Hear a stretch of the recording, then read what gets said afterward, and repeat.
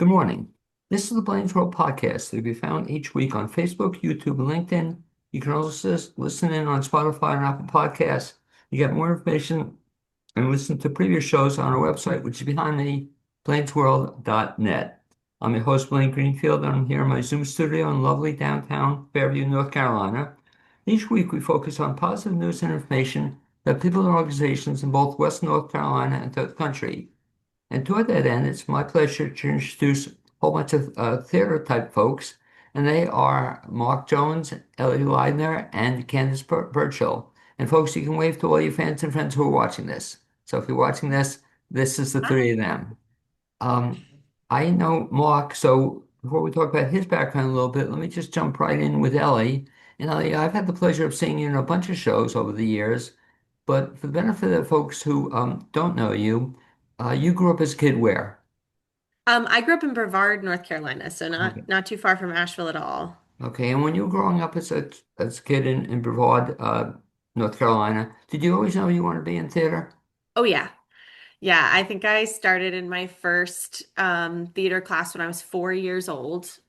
It was a class for five and up, but my mom was desperate to get rid of me for the week, so she convinced them to let me join. And I think from there, it's kind of history. I've done theater pretty consistently now for I guess almost 25 years. So now the question is, do you remember the first th show you were ever in? Oh boy.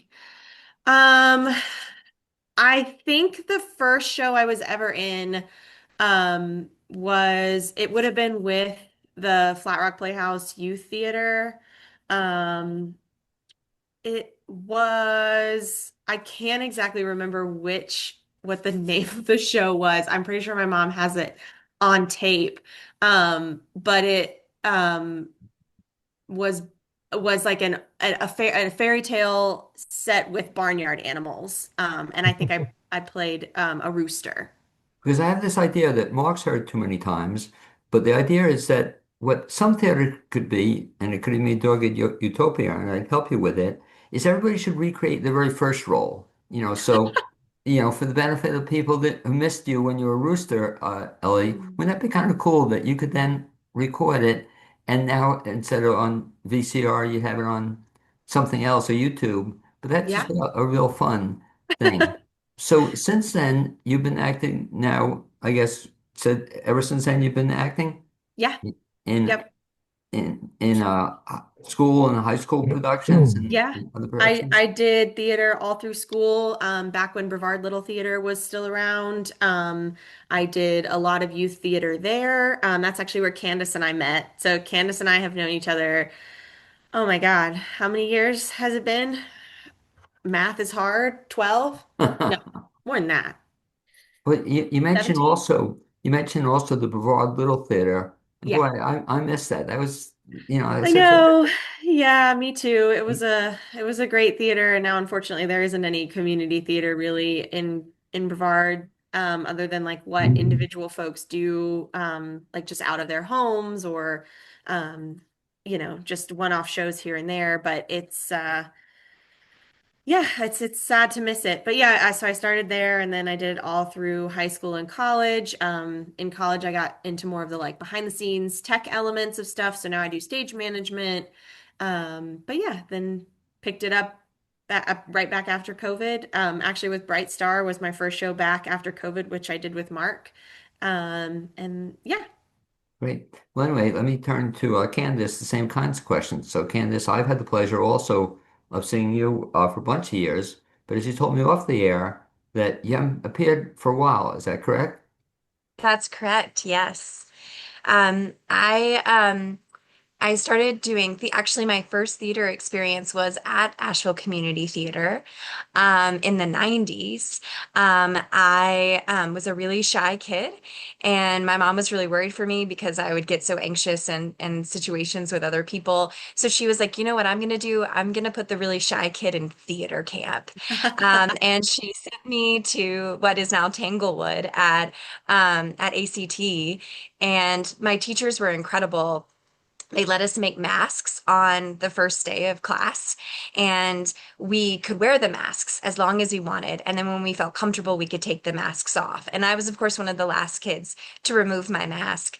But it was like a revolutionary discovery for me that I could get up on stage in front of lots of people because I got to be someone new and I got to sort of step away from my own anxieties for a little while and become something else. And I just absolutely fell in love with it, wanted to return to ACT on stage and as a director, which I got to do both things. And then now I'm a theater teacher to share, just how special and I think life-changing theater can be. Now, I don't see in the background, I don't see the masks anywhere. Do you still have that mask you had as a I kid? don't. It was made out of I remember exactly what it looks like though. It was made out of a paper bag. And I cut the holes in it just like Charlie Brown, except for I made like one of those like floppy hats out of tissue paper that was on top of it, and I made these blonde curls out of ribbon that I curled. And the hat had artificial flowers on it, and I put that bag right over my head to do the first few performances, and then by the end I had taken it off. Do you have your students make masks now in their classes? I do, yes. I make masks in my theater classes and in my English class. We do a uh, a unit called I Am, and we create I Am poems. It's sort of there are some that are structured, and kids who want to kind of stretch their wings can do unstructured poems. And then we create masks that are representations of our poems. And the masks, in theater they say that we all wear masks, right? We wear the mask that grins and lies. And and so we talk about like taking off all the different layers of masks, that your character isn't just one mask, it's so many masks, and you want to sort of take off and put on all these different masks. And so we create a mask that has like all the different facets of what we believe our personality is. And I do that almost every year in my classes. Yeah. And since you mentioned it, give a shout out. Do you remember the teachers you mentioned? You had some teachers way back when. Do you remember them at all? I don't. It was so long ago that I don't remember any of their names. I remember their faces, but I don't remember their names. Okay, well, I wish I did. hopefully our students will remember you, in the future. Yes. And Mark, I don't know if I've asked you the same question, but same kind of question. Do you remember, Mark? I know you've been acting for quite a while. Do you remember the very first show you were ever in, Mark? Yes, it was third grade. I played a mouse who was allergic to cheese, named Achu, and he saved Christmas because there was an evil cat that was lighting fires in the fireplaces so Santa Claus couldn't come down. And I would go around and sniff cheese and sneeze the fire out so the Santa Claus could come. Do they have a record of that anywhere? No, that was back in that would have been probably the very early 80s. So, yeah, there would be no record of it anywhere. I do have a script to it, I think, in my closet because when my elementary school was torn down, they were giving stuff away and the lady I knew that was working there, she was like, "Do you want this?" I was like, "Yeah, I'll take it." Well, now that's So, interesting. I don't know about Candice and Elly, but I'm curious. Do you have then all the other scripts you've done since then, or do you keep a record of them? I used to for a while, but then it got to be overwhelming. Um, and so I threw a lot of them away because I kept thinking, why am I saving them? You know, especially as a director. I mean, I in 20 years, I have directed over 60, I would say almost 70 shows directed. That's a lot of scripts and to hang on to and with notes. And so I just usually I toss them. I was going to ask you the same question. So you're director of 60 shows. How many shows have you been in, ballpark? I would say probably close to the same. In 35 years, I've done a lot of shows as an actor and as a director. I've lost, I mean, I think I sat down one day and counted. This was years ago. I haven't done it in a long time because and I think it was close to probably getting close to 70. And some the shows question that I've been in. I've asked you this before, but I'll ask you again. Preference now, and it's almost even, it seems like, directing or acting. My preference is directing. Is it really?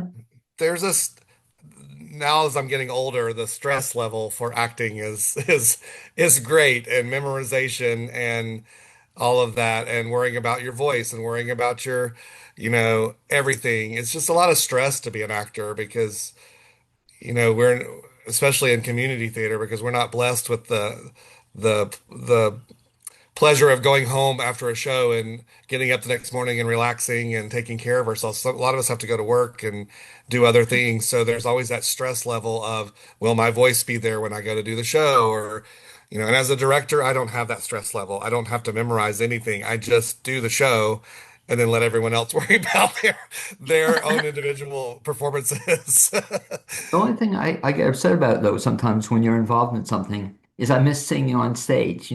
Even as we're talking, I can see you as Buddy Holly. I can see you in Hairspray. I can see Yeah. many things. I just love seeing you as a performer. And I don't see that when you're a director, so that's the drawback to Well, it. those opportunities do come. Dog Utopia has given me some performance opportunities, and I can't really say too much, but there will be some opportunities this year for you to see me perform as well. So more details will be coming on that. And Um, I'll ask Ken this same question in terms of now you're directing at the school level, but elsewhere, do you have preference as to directing or performing? Yeah.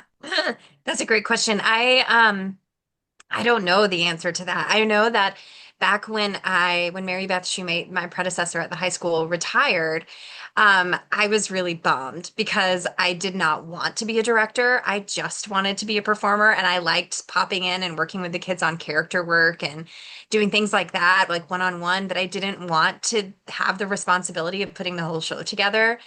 I just wanted to be on stage. And then I directed my first show and I really fell in love with it. And I have found, new ways to sort of spread my wings as an artist in directing. And I found a real love for it. But as of right now, I don't know that there's anything that can replace like opening night, coming out on stage and performing. And, it's been 8 years since I've been on stage, and I have just been like, lapping up every single rehearsal that we've had. And Dogged Utopia is such a great company, and like our cast is incredible, and they're so fun and so loving, and hardly any of them know me, and they just pulled me right in.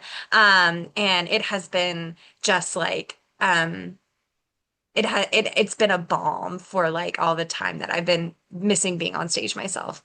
I appreciate your honesty, but when I ask a lot of folks who have been actors and then directors, a lot of times, like Mark, they'll say they prefer directing because the truth is that they're not telling the truth in that you don't have to memorize the lines that way.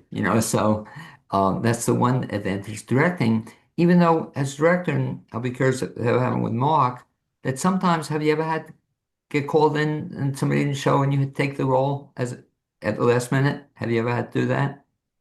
at the last minute. Yeah, No. There have been times that I did when I was like I knew I was going to be doing it, so I had to prepare for it. Like Bright Star, I stepped in for one night for a role, right. but I knew going into rehearsals that I was going to have to do that.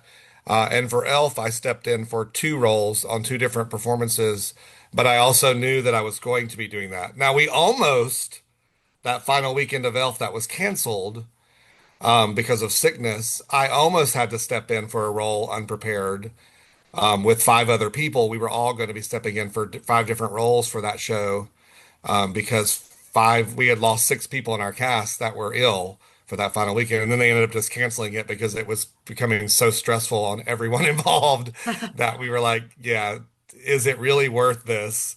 Going on and everyone holding a script and throwing the flow of the show off because of that. I mean, it would have worked, it would have been fun, and the audience would have probably enjoyed it, but it was just a lot of stress involved. So I think that was that decision, as sad as it was probably the best one at that time. Listen to you both reminds me of a show. It was with the guy who was a scientist and then the young version of the scientist. It was Young Frankenstein. No, it wasn't Young Frankenstein. It was a TV show. It was a Mm. name's escaping me, but he plays an adult. He was very popular for 5 years, 10 years, and then it showed him as a kid, the kid version of it. Oh, like Young Oh, Young Sheldon and Sheldon. Big Young Bang Sheldon. Theory. So one of the great episodes of that is that reminds me of Candice is that he's a teacher, and young Sheldon was going to be in the show Annie, and so young Sheldon got nervous, didn't show, and so Jason Alexander had to play the role of Annie. At age of 45, he puts on a wig. And it was really funny. So it reminds me a little of what you guys are saying, having to step in at the last minute. Ellie, same question to you. Have you ever been or do you aspire to become a director down the road? I have a little bit of directing experience. I did some stuff in college. It's not really something that I've ever considered exploring. But my mom and my partner frequently tell me that I need to direct because I just have a lot of opinions on everything. So we'll go see shows and I'll be like, well, I would have done it differently. And they're like, well, you could.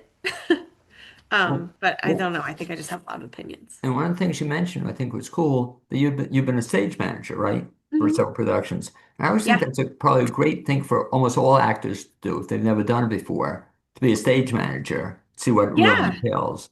Um, Um, so let's yeah. Being a stage manager is, I think, a lot more complicated than a lot of people realize, which is good in a way because stage management is one of those positions where if people realize how complicated it is, you're probably not doing your job correctly. Um, so, I mean, but I think it has really, I think being an actor first helped me become a better stage manager throughout the rehearsal process. And then also, when I call the show with light cues and sound cues and things like that, I already understand how those elements play together to create a whole performance. And so I have both enough technical knowledge to communicate with actors efficiently and effectively, and then also enough on-stage experience to know how that all of these pieces play in together. And so I feel really lucky that I have experience on both sides because I think it makes me a better performer and also a better stage manager. Now, if you can, let's kind of use that to fast forward to the current production you're going to be in. Now, I'll turn to Mark on that because I'm just curious, Mark, even in terms of who came up with the idea to do this show, and we'll jump in from that. So, Mark, the name of the show is, Is called Tonya and Nancy, the Rock Opera. okay. And how'd you get the idea to do this show? So I heard there's a recording of the show. This show started its life around 2006, and it was actually an opera at that time, not a rock opera, but an actual opera. And the writer, Elizabeth Searle, she had an idea, like it kind of worked, but then she thought it needed to go in a different direction. And then in 2008, it became a rock opera instead of an opera. And it's been done probably about 5 times since then. The most recent was in 2020. They did a production in Naples, Florida, a full-fledged production because it really had mostly like staged readings or concert versions. But they did a full-fledged production in Naples, Florida. And it had Andrea McCardle, who was the original Orphan Annie from Broadway. Of course, she's grown up now, but she was playing the role of mom in the show because in the show, Tanya Harding's mother and Nancy Harding's mother are played by the same actress. So Andrea McCardle played that role, and then they did a concert in New York at 54 Below. And that concert, they recorded it not only for video, but also for a recording, like cast recording process. And that's when it came out. It was like 2021, I think. And I heard the show, loved it. I loved the pure silliness of it. I also grew up in 1993 and 94 when it was happening. I was right out of high school, and I remember the scandal of Tanya Harding and Nancy Kerrigan and the 94 Lillehammer Olympics and how that was all going on. And I thought, what a weird concept for a musical, you know? But I reached out to the writer at that time when the recording came out and I said, "Is this show available for licensing?" And she responded instantly and said, "Well, sure." And so she sent me the script and I read it and I thought this is definitely something that I would love to do someday. And here we are. I finally found a theater that would allow me to do it. Now, what's exciting about it, and what's exciting what Dog Utopia does, is, to the best of my knowledge, it's not been done in this area. Is that correct? That is correct. We are like the fifth theater to do this show. Um, we are not, we had to go directly through the writer and her agent, and they have been with us along the way. We've been able to email them and talk to them. We've been able to reach out directly to the writer of the music and say, "Hey, what did you mean on this measure?" Or "Can we do this differently?" Or "Can I change this line?" And they've been very supportive and very helpful. They're very excited to be seeing the show in our theater because it'll be the first time it's been done in a very small, intimate space. It's usually done in a giant theater with 300, 400 seats and we're doing it in a theater with 42 seats. So Now, will they get to see it? They're coming to see it? the writer, Elizabeth, is coming on the last Sunday of our show with her sister to see the show. So yes, no one else, I don't think anyone else from the production is coming, but she is coming to watch our show. And so that's pretty exciting. So And so I'll ask Candice, in terms of the show itself, are you familiar with it? Or had you ever seen or heard it before, Candice? So I've never seen the show before and I had never heard of it. But I was a young kid when the Tonya and Nancy scandal went down. And my mom loved figure skating. And so we were always watching it together. So I was familiar with the story. Like it's nostalgic for me because I remember my mom and I like sitting in the TV and like trying watching what was going to happen next and then watching the Olympics and rooting. We were Nancy Kerrigan fans, so I'm really happy that I'm playing Nancy. So although I've never seen the show, I was familiar with the story that inspired it. Had you heard the music? I hadn't, no. Not at the beginning. And then once I started listening to it though, I couldn't stop. My children, I have a 3-year-old and a 6-year-old, they sing it too because I listen to it so much. Now, are you also watching, as we speak, are you watching the Olympics? Yes, I'm not watching the Olympics live, but I watch the recaps on YouTube. Just the figure skating. I've been watching and ice dancing. Those are the two that I've been watching. It's interesting. I'm not following it, but I understand they also have scandals at this. It seems like every Olympics they have scandals, but they have scandals in this Olympics as well. You know, no matter what happens, there's going to be something happening. So, Yes, and it's been fun because our like cast group chat has been like posting videos and articles about the scandals and the performers. And that's been really fun to like watch all of the stuff that they've sent and read the articles about all the scandals and stuff that are happening right now in the Olympics. So very cool. And Ellie, same question of you. Were you familiar with the show at all? Not at all. No. As our resident youngster, was not alive in the 1994 Winter Olympics when it happened. But I remember when the movie I, Tonya came out, and I got really interested in, the whole thing. I've always kind of, I joke that my favorite genre of book or movie is women behaving badly. Um, and so I've always kind of had a penchant for women who behave badly. And so I just think they should get to do it, like as a little treat.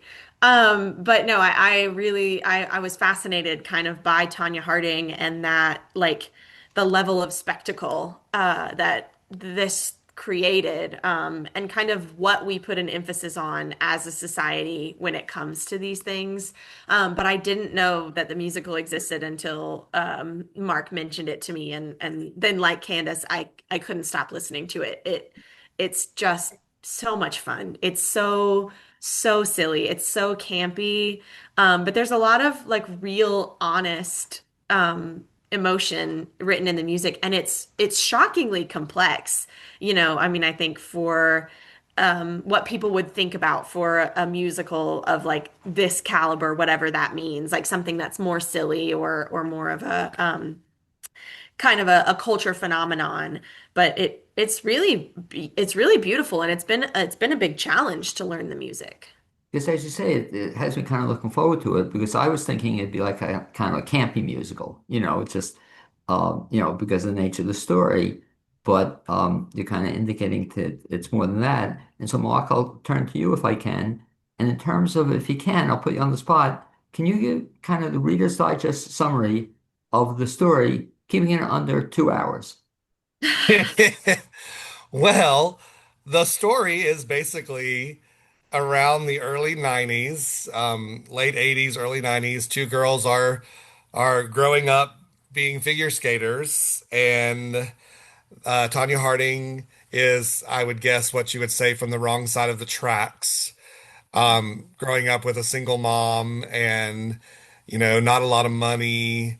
And some would say her mother is slightly abusive in a way, verbally, and also has been on record as physically as well.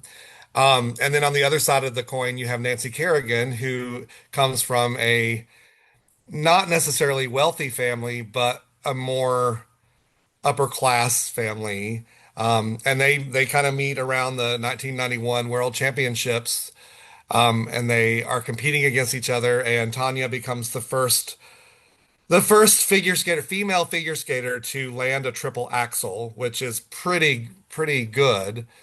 But she never gets a fair shake because she doesn't come from money. Her costumes are sewed by herself. The judges count her down on a lot of things because of that. And then Nancy Kerrigan, of course, is considered an ice princess, and she has, fancy outfits and things like that. And they're heading towards the Olympics. Um,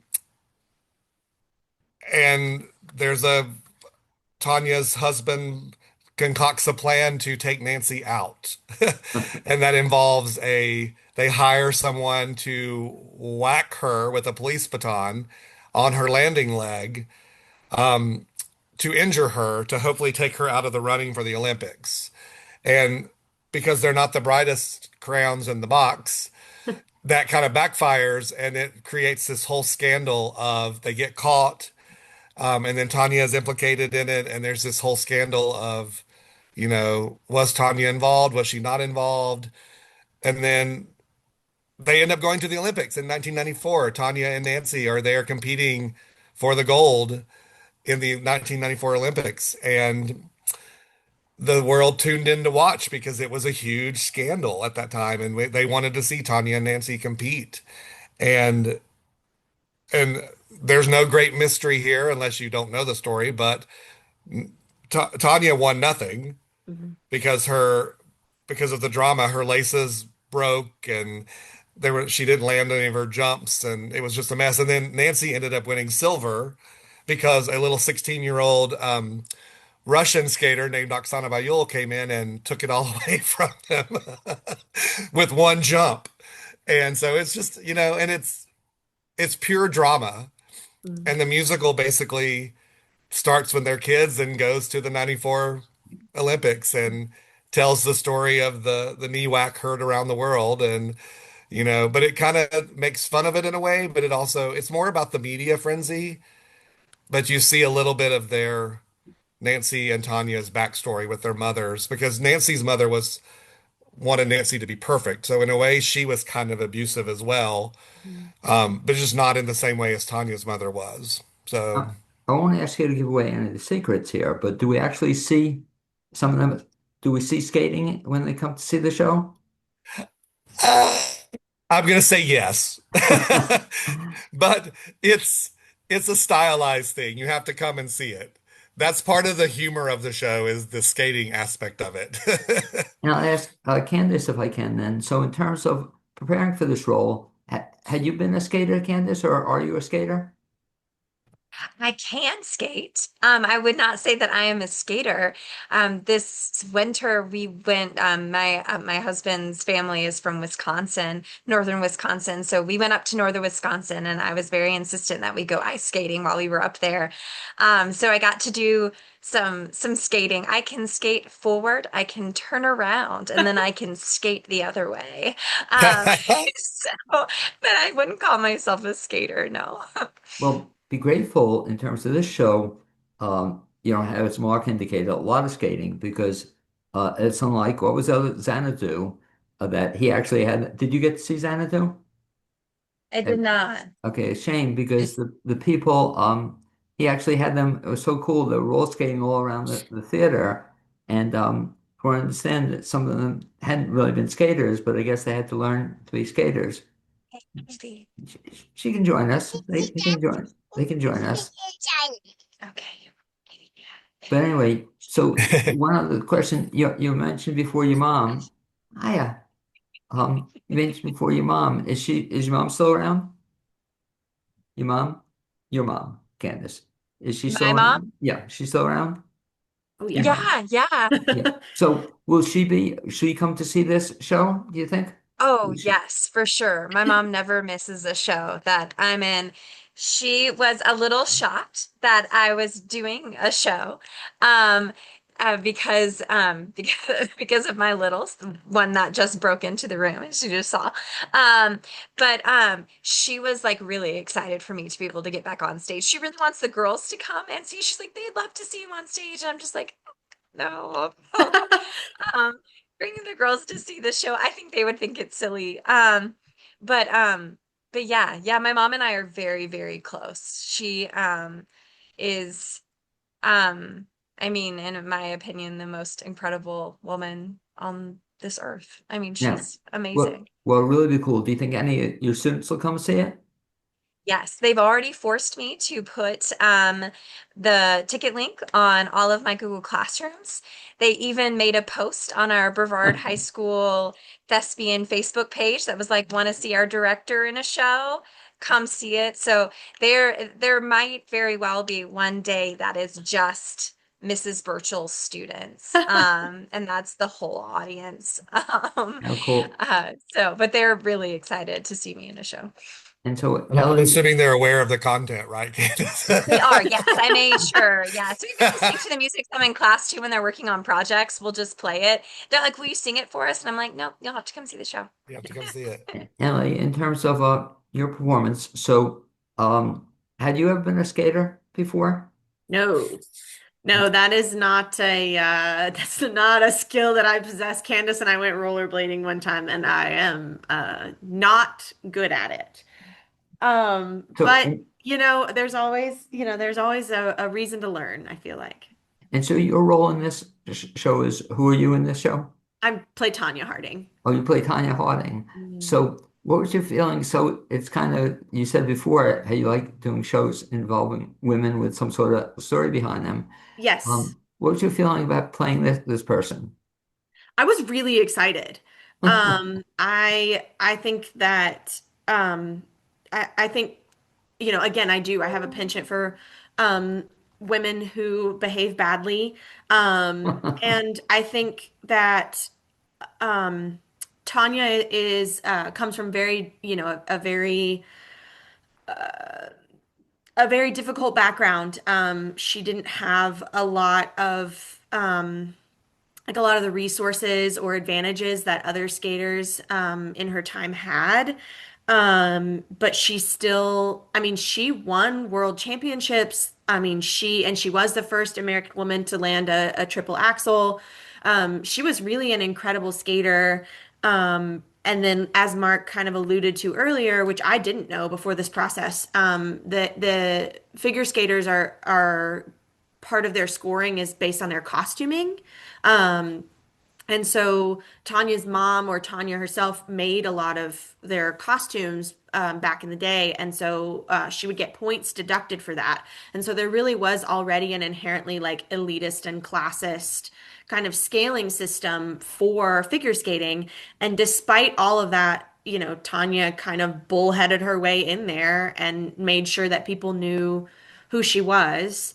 And it's also, it just in terms of acting the part, it's always fun to play like like a bad girl, like someone that people don't typically like or they think is brash.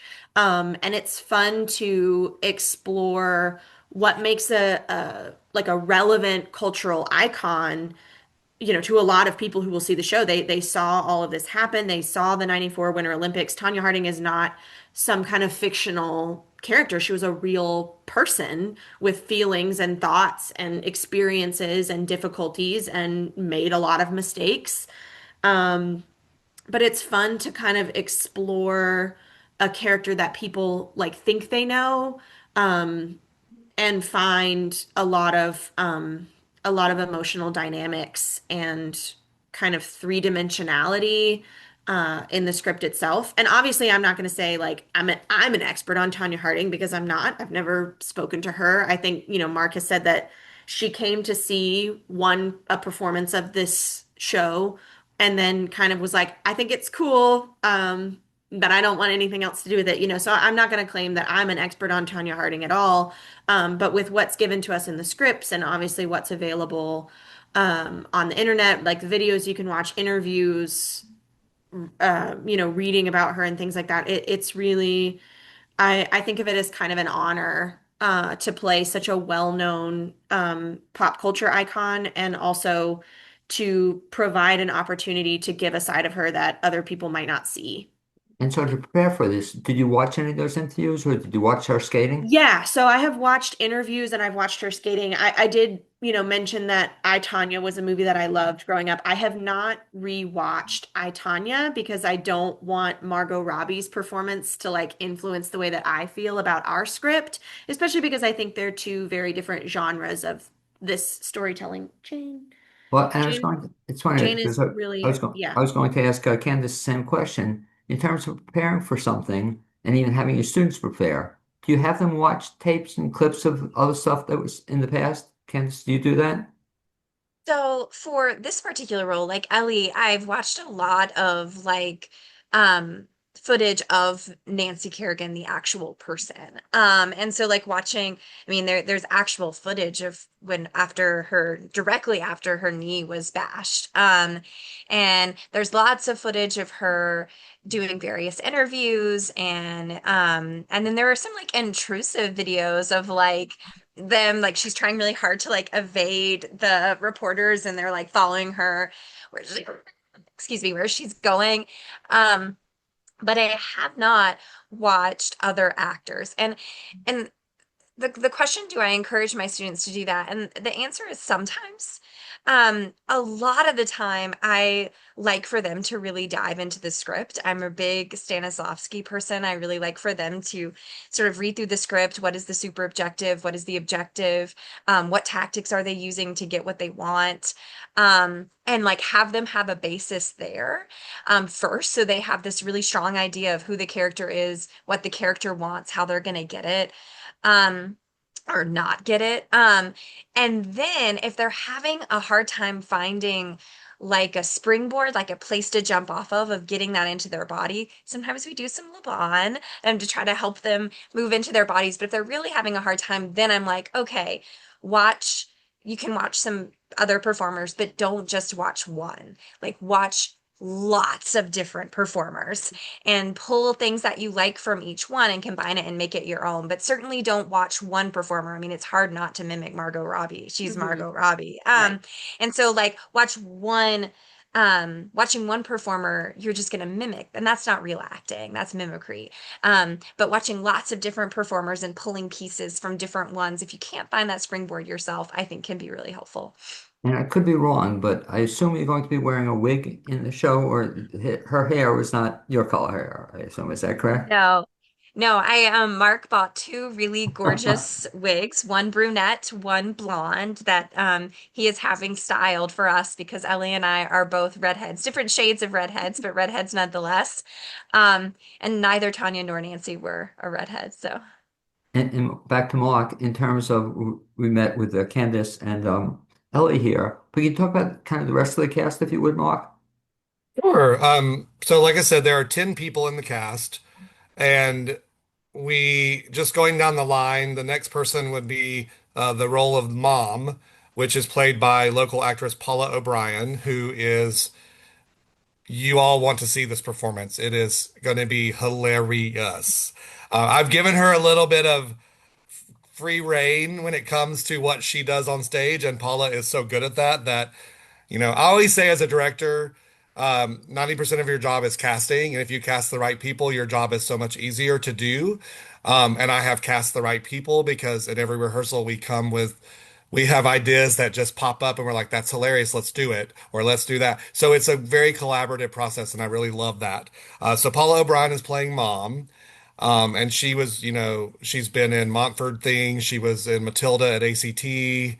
Um, so that she's very well known in that circle. We have Corey Link, who was just in Thrill Me last year, is playing Jeff Galooly, which is Tanya's boyfriend slash husband.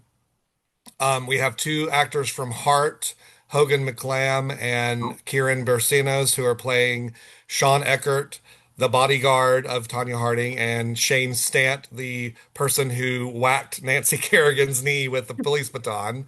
Um, and then we have three reporters who go throughout the show interviewing Tanya, Nancy, Mom, and all that. And they're played by Lily Bartleson from Parkway Playhouse, Kayenta Cruz, who's done things at ACT, and also Hart.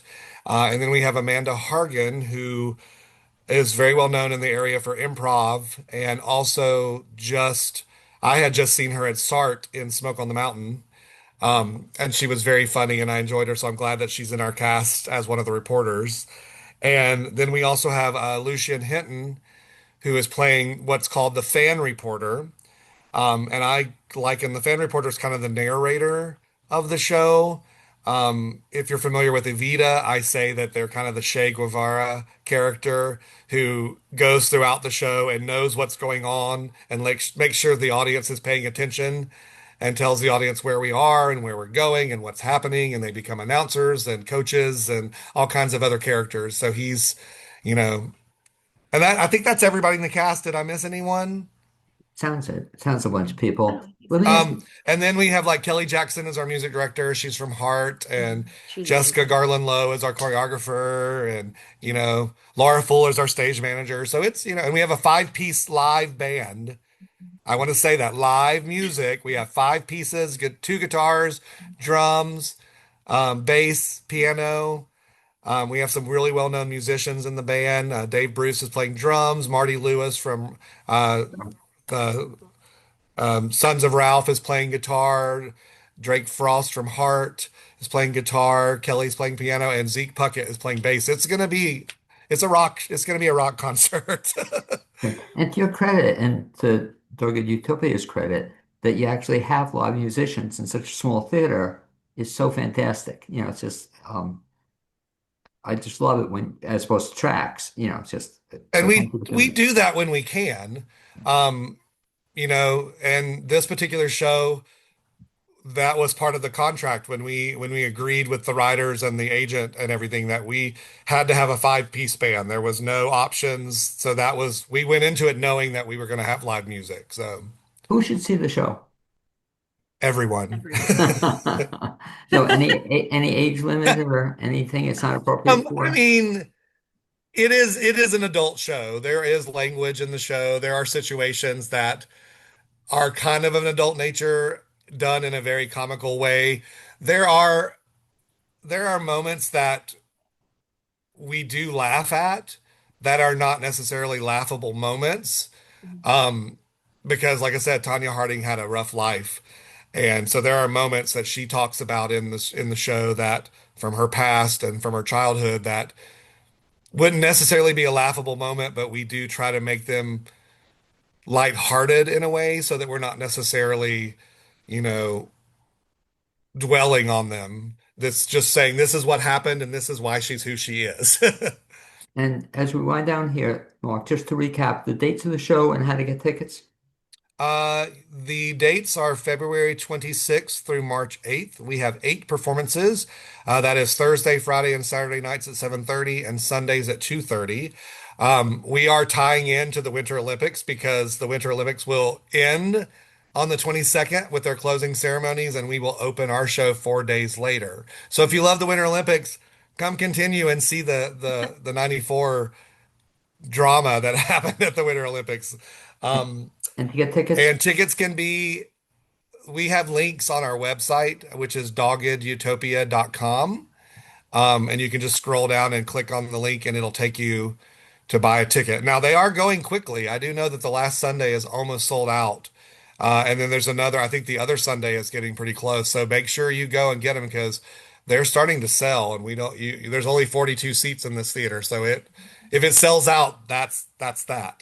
the nice thing about theater is wherever you sit, you're going to be have a great seat. You know, it's just Oh, a yeah. small. Oh yeah, you'll be right there on the action. And final Look question, you in Mark. your eyes. After this show is over, can you share anything else that's upcoming for you? For me, my next production after this is called with Dogged Utopia, and it's called The Dolls of New Albion, and it's a steampunk opera, and it's very interesting, beautiful music.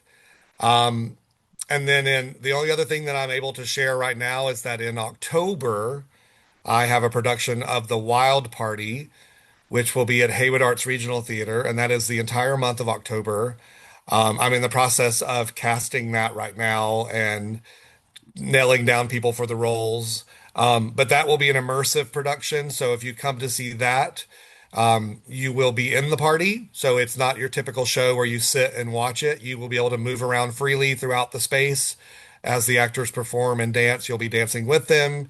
You'll be right up on top of them watching the scene. So it's going to be a different production than that's ever been done in that space before. So It reminds me, you talk about immersive. It reminds me of whenever you do Buddy Holly, it becomes an immersive experience because you just can't help. in a way, Yeah, but this is heavily immersive. You're going okay. to really be able to, like I said, walk around. The actors will teach you dances. You will dance in some of the songs, actual choreographed moves. You will learn them as the show is progressing. So yeah, you're going to be part of the 1920s party. So Looking forward to it. Ellie, same question to you. After this show, can you share anything else that you have upcoming? Whew. I right now, I'm on the list to stage manage a couple of things at ACT next year. I can't share any details right now. And then I've got a couple of auditions coming up, but February was a busy month for me, so I might take a little bit of time to Okay. decompress. We'll look forward to seeing you wherever you're going to be in. And last question, Candice, same thing to you, either that you're going to be in or the school is doing. Yeah, so I am meeting. There is a new theater company in Brevard called the Bard of Brevard, and they focus on Shakespeare shows. And they are doing 12th night this summer, and Charlie, my husband, and both of my daughters and I are all going to be in it. Very cool. Um, and we're really excited for that. And then they are doing the Scottish play in the fall. And so we're excited to audition for that one as well. And then at my high school, we are doing the Woods the weekend after Mother's Day. And our cast is just absolutely wonderful. If you love Sondheim, it's a show you don't want to miss. And that's the weekend after Mother's Day, Friday, Saturday, Sunday. Okay. So it sounds like you and all three of you are just going to be a little bit busy in the next couple of months, but that's great then. So anyway, thank you very much for joining me, Ellie, Candice, and Mark. And also I thank my producer, Cappy Tassetti. I look forward to seeing you in this upcoming play, hopefully in the next week or two, or the next couple of weeks. Be well, guys. Thanks. Thanks for having us. Yeah.